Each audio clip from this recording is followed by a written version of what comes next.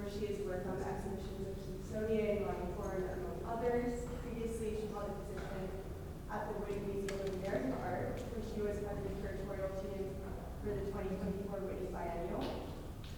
Minnesota holds an MA in Curatorial Studies from Florida College's Center for Curatorial Studies. Eileen Myles is a poet, novelist, and art journalist whose practice of vernacular first-person writing has made them one of the most recognized writers around town globally. Pathetic Literature, which they edited, came out in fall of 22. A Working Life, their newest collection of poems, is out now. They work in New York and Martha, Texas. Chris Martin, born in DC, is a celebrated contemporary painter known for his vibrant, large-scale abstract works that blend bold color, spiritual symbolism, and eclectic references to pop culture and nature. Based between Brooklyn and the Catskills, Martin has been a central figure in the resurgence of abstraction since the 1980s. His work often reflects a playful yet deeply intuitive process drawn from both art history and personal experience. With exhibitions at major institutions and galleries around the world, Martin continues to challenge and expand the language of painting today. And I'll turn it over to our panelists. Thank you.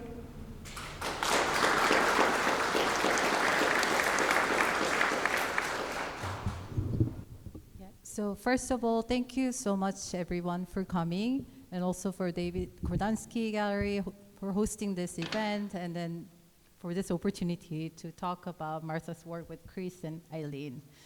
So I'd like to begin this conversation by inviting both of you to share your relationship with Martha and her work, and how did the relationship first begin? It looked like you were going to begin. Okay. Hi, can you all hear me? Is this good? So I knew Martha distantly. I remember, I think it was 1982, she had a big show at Brooke Alexander Gallery of her first big building paintings, and they were great. And she was really a big star. I was just recently in New York at that point. And the paintings were terrific, but I also realized recently that I was completely wrong about the paintings. I thought she was making the paintings very directly in an expressionistic way, like Schnabel or some of the German painters that I admired. And it's only fairly recently that I've realized that her working method was very different, and that they were much more carefully plotted out. So I'm a big fan of her paintings. I came to New York in the 70s, and I landed at St. Mark's Church, and my whole relationship to the art world was basically through the Poetry Project. Like, if it came into St. Mark's Church, I knew your work. And so there was an amazing community of painters and artists who were completely involved. And there was the older generation, people like Alex Katz and Rudy Burkhardt and Yvonne Jacquet and people like Laurie Anderson. There was a whole, and then there were people who were closer to my generation, but still, there's that New York thing about generations, which is so funny. They can be like 5 years, and so. And also somebody like Martha, who was a native New Yorker, was Martha was like 5 years older than me, but also was like from New York, so that there was a whole different, she seemed like an institution already in some way. But she was one of the younger artists who were who were at poetry readings a lot. And then we would go to her openings, and so I knew her in a very loose social way for probably 10 or 20 years. And then, and I started to write about art in the 80s, just doing little reviews. And so I was invited to, Martha was the first catalog essay I ever wrote.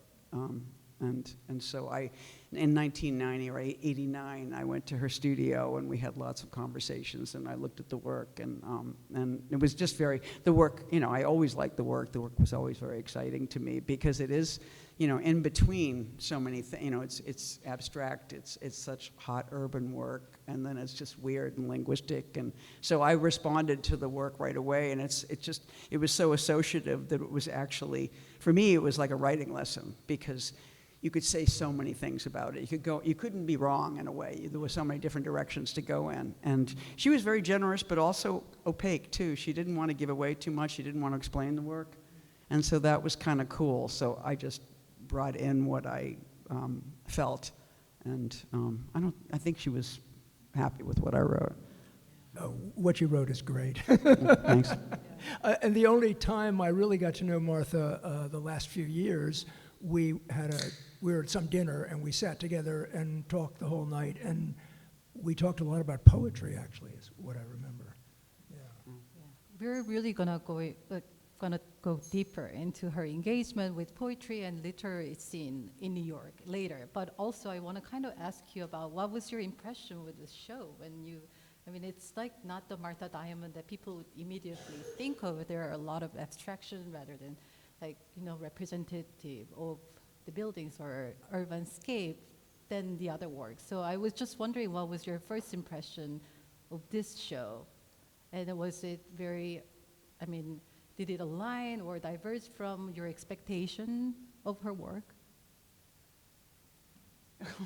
That was at me? Both of you. Okay. Yeah. No, I guess I'll go. I mean, I think it's inscrutable, but also very urban. I mean, these could be architectural details. These could be just, I guess lately I saw a film of an Adel Adnan film, which was so interesting because sometimes it was just dots of light on buildings, and this is like that. So are these like mad jots from, like alchemistry, or are these just, are these captured moments in the city, And I feel like, again, it doesn't land to one place or the other.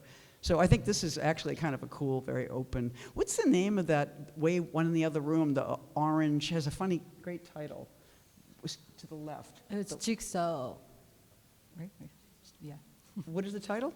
Jigsaw. Jigsaw, yeah, that's so crazy. It's so strangely compartmentalized, and it looks like a game. Yeah. I mean, obviously, duh, yeah. But It's a really great show, and I think you all went out of your way to show different parts of her work. There are a number of paintings here that are just so great that I really love, especially the painting behind us. I'm acutely conscious this evening that we're talking about painting in front of a really great painting, and we should almost just get out of the way and we should all just look at the painting. But one thing that's a real revelation for me, in addition to paintings like Jigsaw that I didn't know about her work, but to see the smaller paintings and to see the studies and to see how closely the large paintings came from the big, the large paintings came from the small studies. And the small studies are, they're great. They're different when they're big. But that was really interesting for me to see. Yeah, maybe, sorry. I just want to say, these guys, they just really fall into ancientness to me. I mean, it's sort of like, because they do look like language, but indecipherable.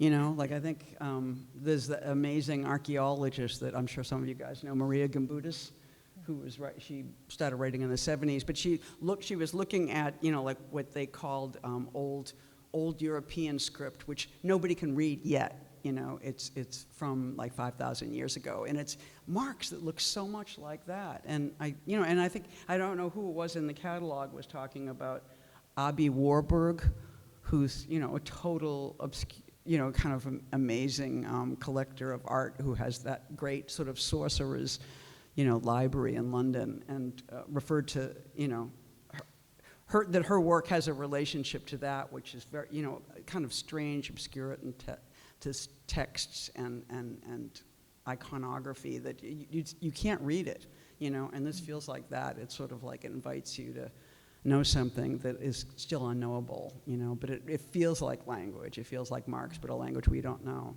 and that's. Yeah, maybe there's some kind of sense of drifting in a way in terms of temporality. It's not just about the present times, but her painting goes like back to the past and the present, and then it dwells in the future. So I was wondering about this idea of temporality really embedded in her painting.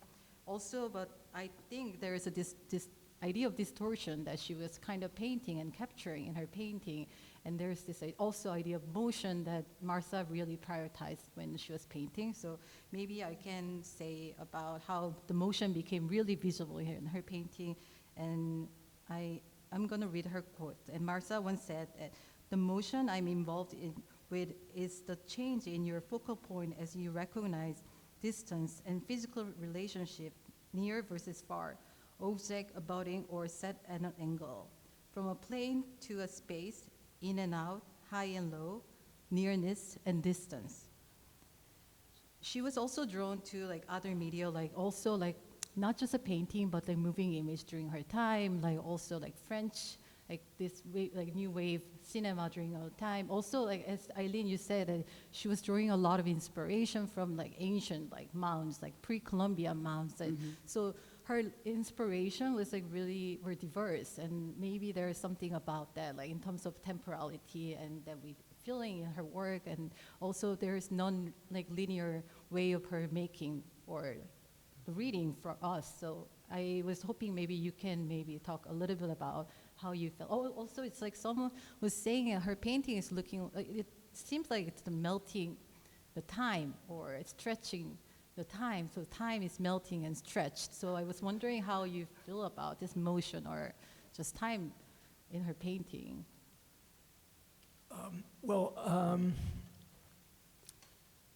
That's a lot to talk about. Sorry.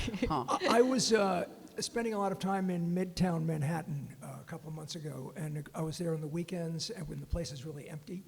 And you know, New Yorkers, we walk, and the tourists, like a French family, they're all looking up at the 50-story buildings. And so while I was there a lot, especially on Sundays when it's empty, I started really looking up. And when you're walking and you're looking up, there's this strange, you know, these are 50-story things, they're looming over you, and there isn't the sense of straight lines. There's the sense of weird bouncing, walking, giant shining glass things. And so seeing this show, I was remembering that sense of being a tourist for a few days and standing in the middle of Madison Avenue, sort of lost, looking up at these giant glass buildings. So I think that in some ways she's really, she's at this edge. Is it an abstract painting or is it a painting of buildings? And she has it both ways. I think the only time I saw her the last few years, I think we smoked a little pot together, actually. And I think there's a sense for me, if you were an artist in the 70s and you're walking around the Bowery and downtown, you're there at night and you're looking up at buildings, you're looking at the light.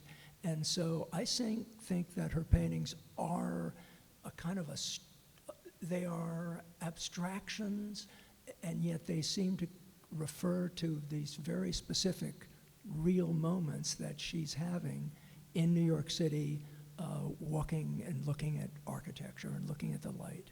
So she found a glyph or a language to make permanent these fleeting, moving things, maybe, something like that. Amazing. I mean, I was just thinking that time is lumpy, you know? I mean, like, right, the more you read about science and space and you know, I mean, like, we're talking about time, but are we talking about light, you know? Right. And it's sort of like when they keep learning new things about black holes, and apparently they're all voids, and then they're lumpy. There's just all this lumpy shit, and you know, and I just, again, because there's a way that's pure light when I look at that painting all over there, but it's also kind of a mess and kind of gross and kind of vulgar. I mean, her strokes are so good because they're so raw, and it seems to me that it's very brave to kind of, you know, push against, you know, something that's very abstract and untouchable, and to make it tactile. And it's like you do it with color, you do it with movement, you do it with like thickness, but you do it with grossness. I mean, it's sort of like that's a gross depiction of light, you know, and that's what's exciting about it, you know. I mean, the color. By the way, we're just sitting bathed in color too, you know. But it's interesting. I'm sorry. Yeah, because like last week when we were at the opening, you both were really expressed that you were very intrigued by that painting. That painting that's called Light Between Apartment Building, which was created in 1991. That really speaks to her, how Martha was thinking about light in a way. So maybe we can talk about, like, she was like saying that she paint light as it's remembered, experienced as a pedestrian, not as like at the present moment, and rather than as it appears in the moment, for instance. So light for her becomes like this kind of something that blurs and merges the form and also the color. Like Eileen, actually you wrote in one of the review that color is the active agent in Martha's painting. And color, the color palette of the works are to render both light and building materials. So the painting kind of, that painting really exemplifies that approach. And I was wondering, like, how do you see light function in her light? I mean, you kind of touched upon that, but like as an atmosphere, like structure or like metaphor or something else that you see in her like painting in terms of light. And she was like really talking about, she's painting the light and architecture in a way. Well, she's not illustrating light on buildings. She's discovering light in the paint. And, you know, you said she was very brave. And so there's something very, very brave about these paintings in that she's having it both ways. That painting, I mean, if I had to take one painting, I would take that painting. It's a very mysterious. No, I'm taking that painting. Okay. Eileen gets first choice. I'm going to take. No, But no. anyway, that's just such a Yeah. beautiful painting. it's And on incredible. one hand, it's an archetypal, abstract painting of a ball of light. And on the other hand, there's a memory for me of, you know, light looking down the avenues, looking west, and seeing, you know, light gleaming through the city. So it feels like it's a specific moment, that it's a specific light in that painting, and then at the same time it's kind of an archetypal thing. So she had it both ways, which is great. And the color is so weird because is it yellow, is it blue, is it white? And it just becomes philosophical. Like I think about the great book, The Man Without Qualities by Robert Musil, and he starts it talking about this machine that just turned colors and colors until they, you know, I mean, it just created one color, but it was still like a philosophical concept. And when I look at that, I finally think it's a philosophical painting, whatever the hell that means, but Yeah. that's my reaction to it. Maybe it's because like in the 80s, that Martha was really focusing on psychological like dimensions of pedestrianism. So that can maybe relate to that. Also, to me, it's more like energy, really like condensed in a way. Yeah. So I really was also drawn to that work, like you guys. And She's kind of a writer's dream because I feel like you can't look at this stuff and not start riffing. You know, I mean, because it just keeps opening in a way because it's not static. You know. Exactly. And maybe this title, After Image, really also speaks to why, like, the kind of shift in the 80s when Martha was really shifting toward like abstraction in the 80s, for instance, and also more like this kind of like all very psychological dimension. And also the visible architecture motif in her painting really began to lose in her painting. As you see, it's almost like a bare, like bones of the structure. So she was also, the after image kind of signifies this idea of like how she was like more interested in kind of dismantling the image rather than depicting image as it was seen. And so the surface, she was like trying to draw more attention to the surface and paint. And I was wondering, because Chris, as a painter, I was wondering if that was a shared sensibility among the painters in the 80s in New York, or it's something that makes her work very distinctive from others. Like, Well, I think there is. I mean, I think it's great. Eileen thinks that she's a writer's dream, and as a painter, I think she's a painter's dream, you know, because the paint is fantastic. And although she didn't get nearly the kind of recognition that she should have had, because she was a woman, pretty much. There were a lot of painters at the time. Think of Susan Rothenberg, think of someone like Moskowitz was painting buildings. Think of, in France, Joan Mitchell was making like the greatest paintings of her life. And so there is a sensibility of, and then it goes back, she was obviously very close to Alex Katz, but their paintings are very different.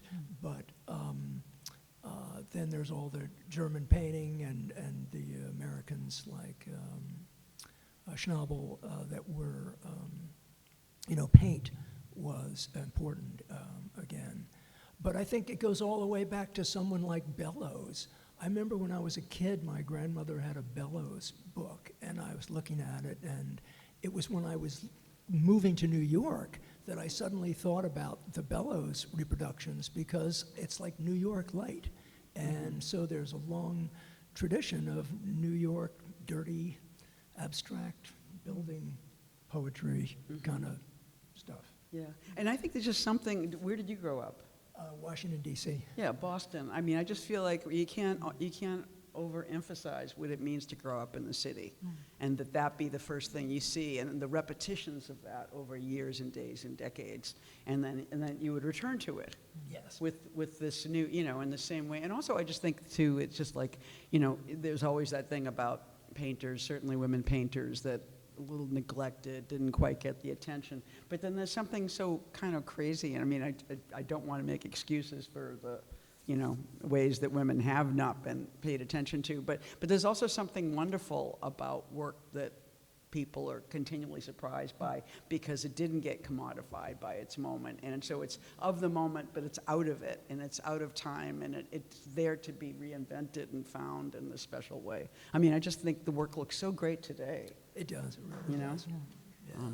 I mean, yeah, as you said, she was born in New York City, and then she was lived in Queens, and then except that when she was in college in Charleston, and when she was living abroad in Paris for 1 year, she was like living. It's her native city, and she spent over 6 decades like really to explore this possibility of abstracting the cityscape. So she's like, this painting is about New York, but at the same time, I feel like it's my personal opinion is like, while it's very deeply rooted in this locality of New York, but also because she was painting her perception of New York, which rather than through like kind of expressionism, effect, or emotion, which is very important to understand her work for me. And so there is also this sense of drift in terms of like location, or like, so. You're saying drift. Yeah, drift, yeah. That's such a good word. Yeah, so how do you see like her perception of like New York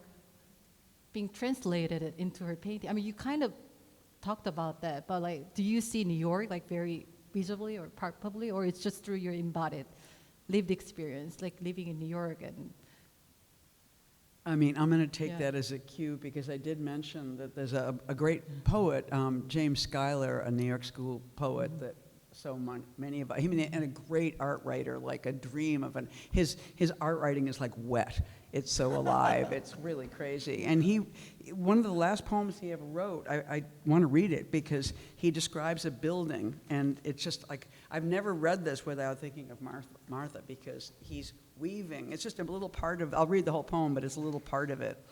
It's called, but you'll know when you get to the moment, or I'll bark. What is this? But it's called 6-something. On June 5th, 90, closed shops and well-washed bluelessness, and across the street a man finishes his polishing. I count seedlings, always counting cars, trees, not infinitudes of leaves. The Veterans Building hides all, the Empire State Building accepting its antennae, rising in stages, first woven, then slim, out of thick to an ultimate needle, tapering, pricking the day. Its point a test of clarity. And where is God in all this? Asleep, resting? And if so, from what? Eternity is tireless, surely, like rest now forever, blessed tired heart, wakening otherwhere in bell-like blue. Holy shit. But The panel is over, that's just said it all. right. Now shut up, right? But it is, as that building becomes, I feel like that's so much what I see in this work all the time. It's a basketry almost. Speaking of which, right, the great work in that woven memory show right now is the basketry. But again, I see that basketry and weaving in Martha's work constantly. Yeah. That was beautiful. Maybe it's a great segue to talk about her engagement with literary poetry scene in New York.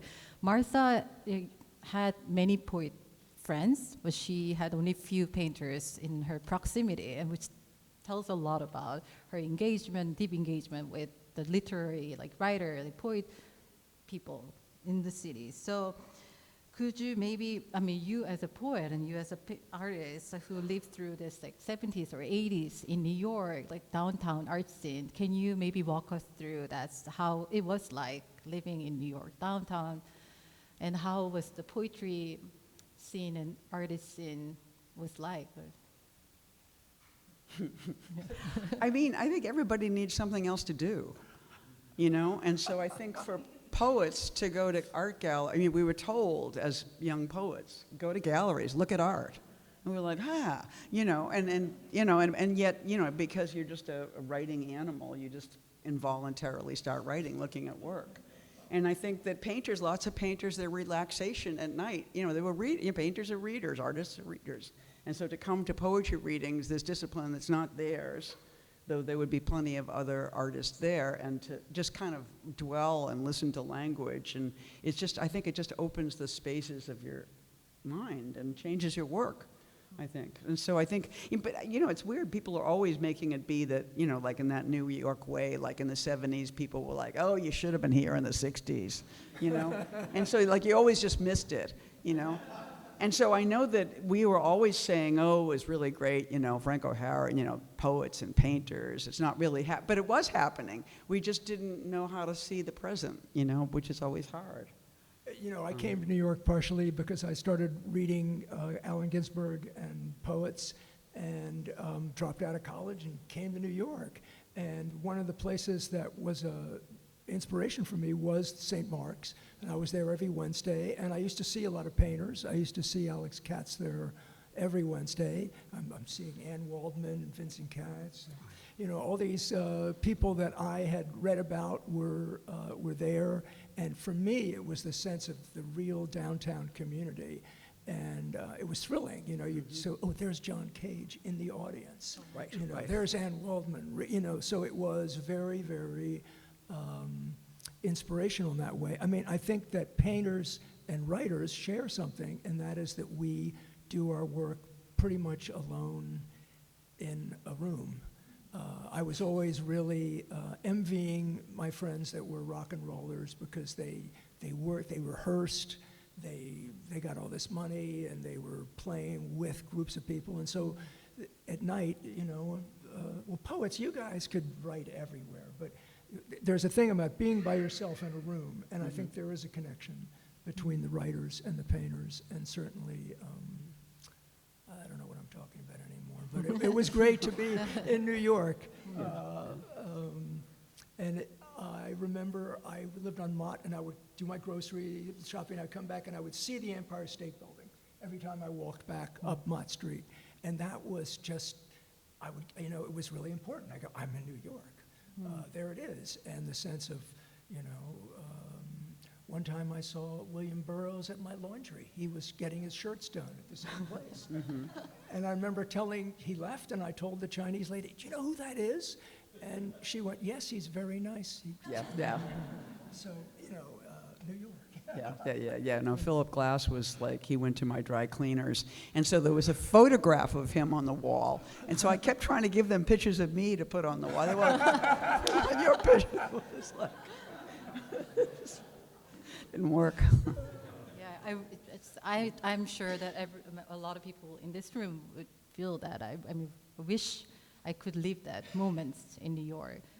But then, Martha was a very avid reader. She was a passionate reader, and she was drawn to words and language, and also the act of reading and writing itself. It was very important, and it's shown in her painting. Personally, I believe. And her work just doesn't ask to be seen, but also to be read. And as she once put it, and I'll quote, read, and she was saying that you can read paintings, a vocabulary can spill from them, contrast, verticality, dimensions, space, rhythm, color, composition. So there's this sense of her paintings speak, but not just visually, but also linguistically. And Eileen, you were just like in the introduction moment that you were saying that you read this painting in a linguistic way. So maybe you can elaborate more, like how do you see them?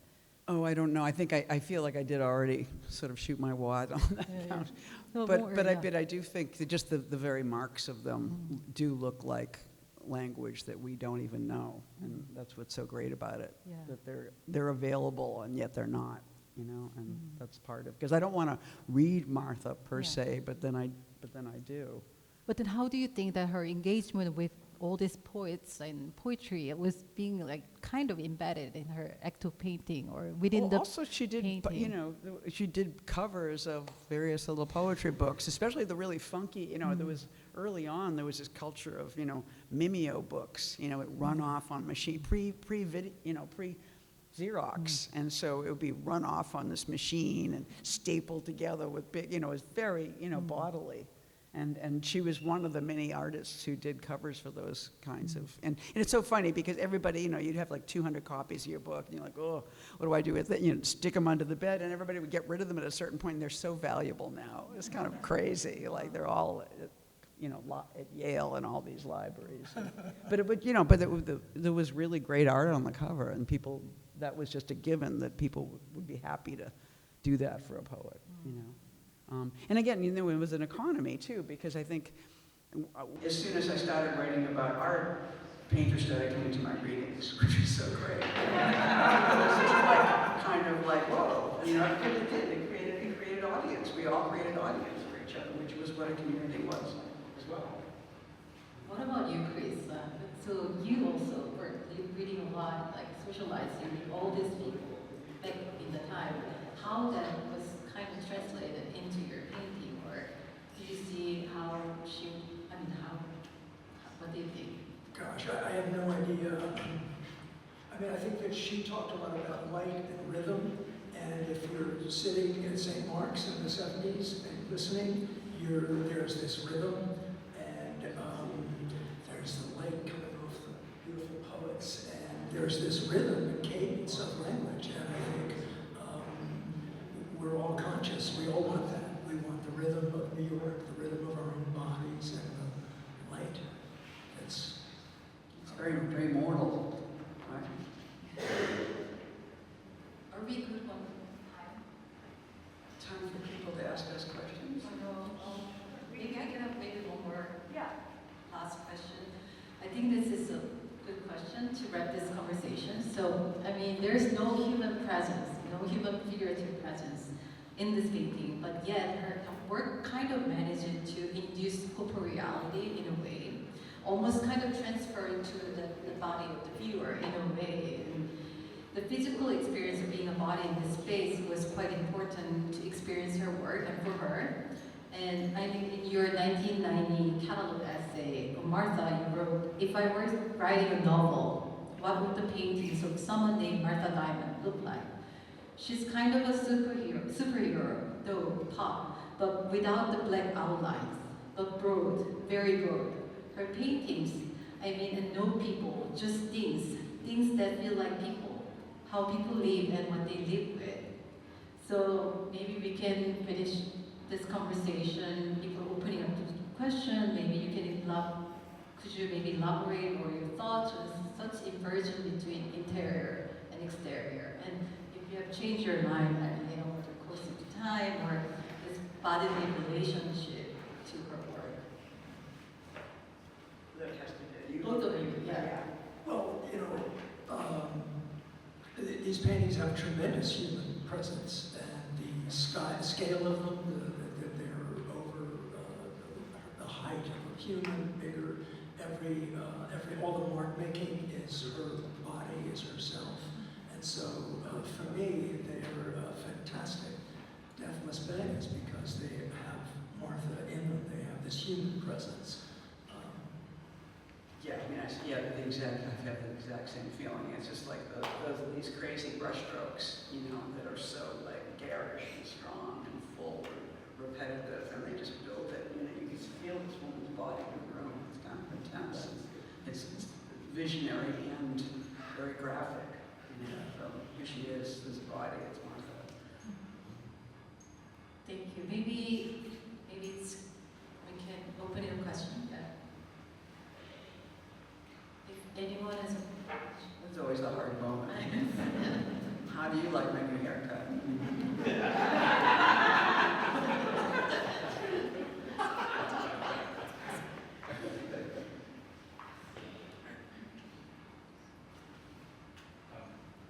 Can I just talk about? Thank you for the insightful conversation. It's so interesting that you keep fixating and waxing poetic about light, but I wonder where darkness comes in.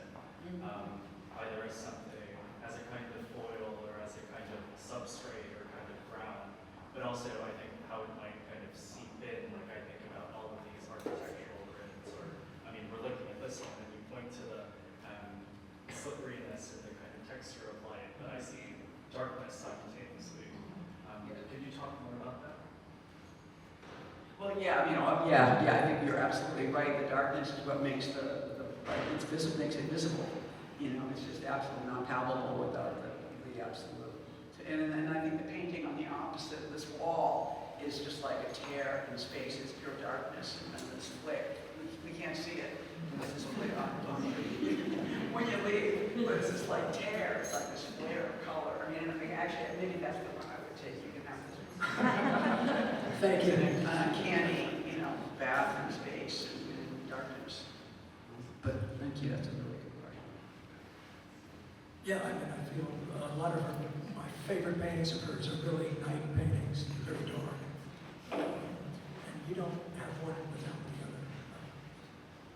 It's kind of one of the things she shares with Alex Katz, too. I mean, like, Alex has those great night paintings, and Yeah. I think she's in that terrain as well. You know, I'm kind of fascinated by the idea of painting light, because, you know, paint is pigment, obviously, and pigment and light are complete opposites, right? You have every color in pigment and it's black, and you have every color in light and it's white. How do you do that? How do you use one material to generate or mimic something entirely different? Maybe Chris can. I think that's a crucial question.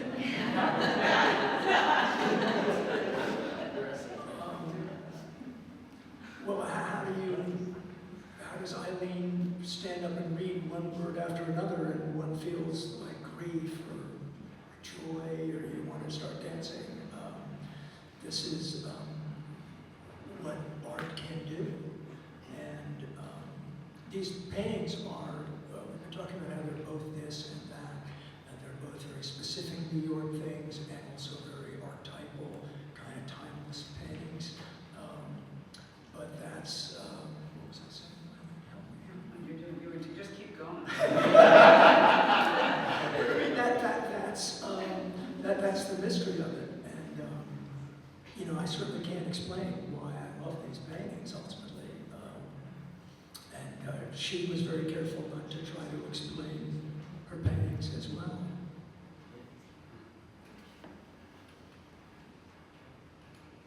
Come on, weirdo. Where's that question? It's a woman. I might have missed something, I'm sorry. But anyway, was it discussed why people were seeing them in a way? Why people Were what? seeing them earlier and talking about them more. I mean, I always felt she was like the poet, she just kept going. Whatever was going on with your career, your money and so on, and she had that ethos. And she seemed to be getting, you know, I was seeing shows and seeing her at places and seeing her not bitter, you know, maybe in some more private moments, but just why do we keep why people seem to be able to see them now in a more, you know, extraordinary, like a burst of something we hadn't seen before. I Well, mean, I you know, feel there's a Guston quote, a great one about being of one's time, and also he's saying it's really good sometimes to be against your time. Right. And so there are a lot of things she was doing, especially in the ambiguity of what she was doing, where she wasn't jumping on some obvious moment in the 80s. No, of And the course. paintings are working on a lot of different levels, and she stayed true to herself. And maybe it just takes time. Yeah, no, I see that, and Alex talked beautifully of that at her memorial at St. Mark's Church. But I felt that we all knew it in a way, but I'm just curious about, you know, some of these explanations of her being a woman at this time, and this sort of situation, whatever was going on in New York, between the brokers of, you know, power and so on. But I just appreciated her ethos so much, it seems so outside, you know, an antithesis in a way. Yeah, I mean, I think of other, I like Mary Howland's work a lot, you know, and a contemporary. But I also think that you can see Mary's work quicker. Yeah. It's like right there, you know, and this is much weirder, you know, and I think weird takes longer, I think. Unless there's somebody there to explain it. I mean, there's that too, you know. So she didn't have her regular card or And she was also very independent painter. She was a very solitary in a way in terms of her practice, and she just kept painting and without being out there socially. That's what I heard, and maybe that was also adding to the fact that we're seeing her work more now. female careers do seem long. So they often extend after the life of the female.